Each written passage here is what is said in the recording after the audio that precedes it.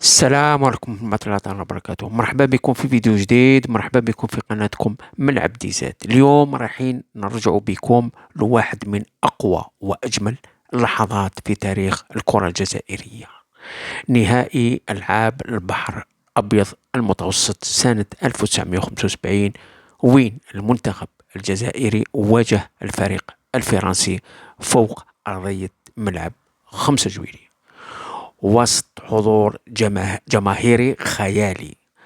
قبل ما نبداو نخليكم مع لقطة صغيرة هكذا وندخلوا في الموضوع، وخليكم معايا.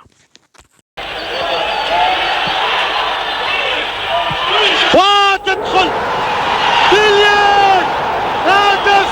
يا سلام، هدف إليان، هدف جول رائع ممتاز. طبعا يوجد كثير اللي يتذكر هذه اللقطة تاع رابح منقلتي اللي سجل الهدف الفوز، يعني الهدف الثالث المنتخب الجزائري، وكان توج بالميداليات الذهبية بمناسبة ألعاب البحر الأبيض المتوسط عام 75. وراح نخلي لكم ملخص تاع المباراة هذه في آخر الفيديو.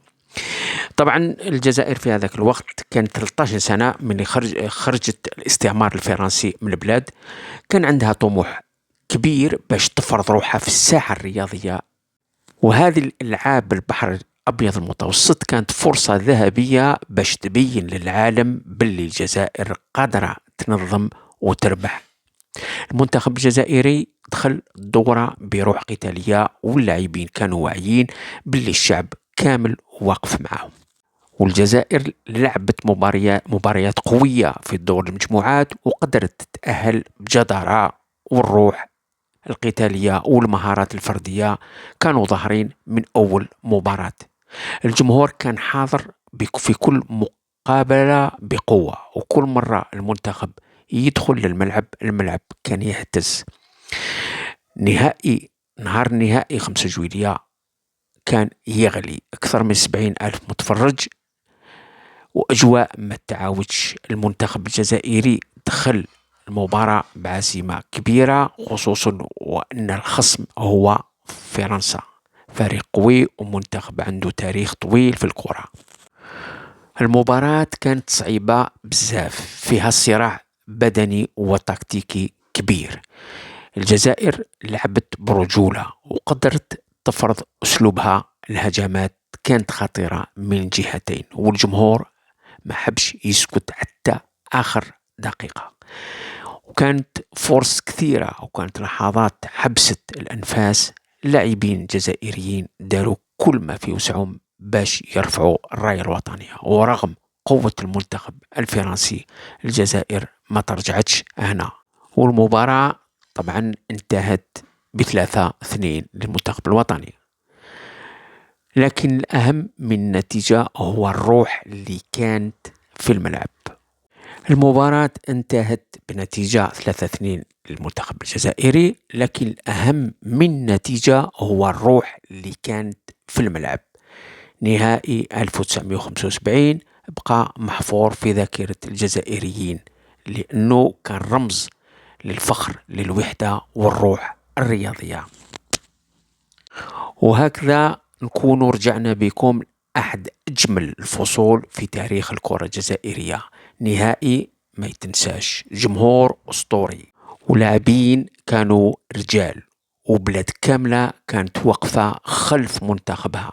وقبل ما نخليكم ملخص الفيديو نقول لكم واش هي اللحظة اللي أثرت فيكم في نهائي 1975. برأيكم لو يتعاود نهائي بين الجزائر وفرنسا اليوم، شكون يقدر يفرض روحه؟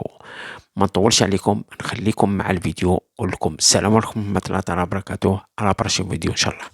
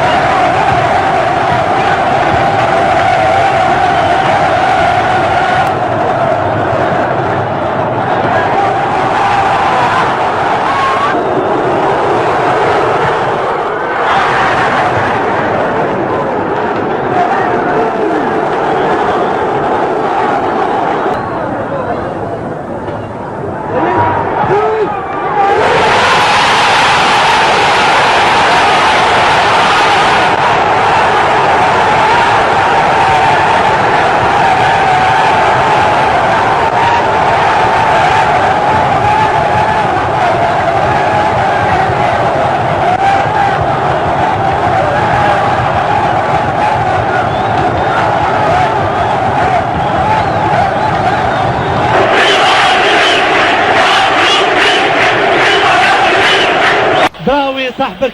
دراوي حذري من التسلل، دراوي يزيد يتقدم. رابط حسين، رابط بتروني، خف بتروني من هناك الهدف، والهدف بتاع بتروني. الله لا لا لا لا لا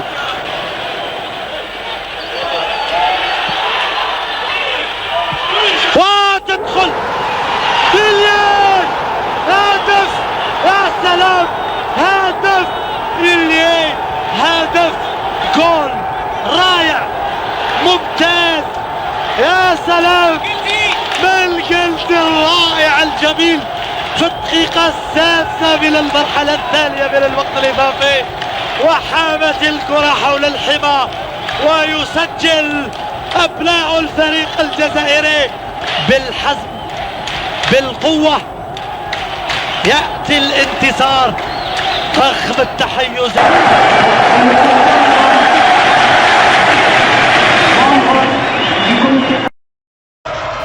في الدقيقة السادسة من المرحلة الثانية من الوقت الإضافي، وحامت الكرة حول الحمى، ويسجل أبناء الفريق الجزائري بالحزم بالقوة.